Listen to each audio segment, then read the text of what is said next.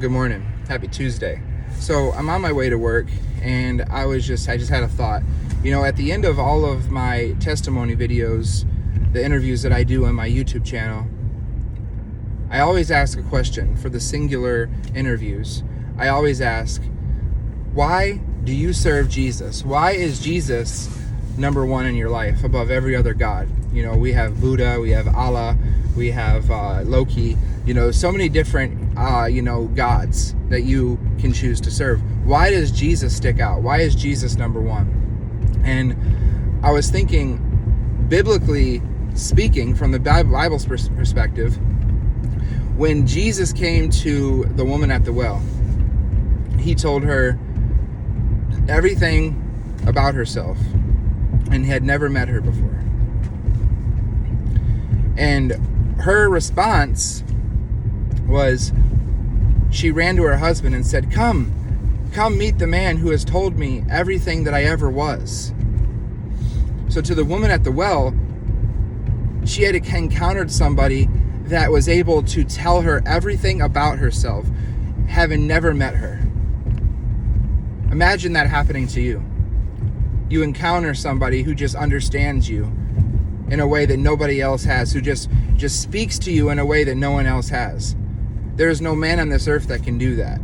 Only Jesus Christ can do that. And number two, when Jesus had just got done telling the disciples that unless they drink his blood and eat his flesh, they shall have no part with him. Many of them were disgusted by that. What are you talking about? But Jesus was speaking, in a way that you need to follow him. You need to know him and have him in your heart. It wasn't literally, drinking his blood and eating his flesh. But many of the disciples at that time, due to their offense, went away and they never followed Jesus anymore. And Jesus looks to Peter and he says, Peter, will you also go? And Peter says, Lord, to whom will I go? You have the words of eternal life. So to Peter, there was no other option. There was no other option because Jesus was the only one who is able to give him words of eternal life, was able to show him who he was and be able to speak life into him. There was no other way.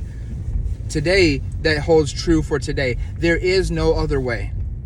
You may think that there's another way, but there is no other God that claims to give eternal life and to tell you everything about you that ever was.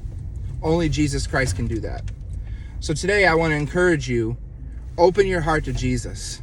Jesus has words of eternal life. Jesus has things for you that you will never understand. He has power to change your life, to transform you, to make you a new creation.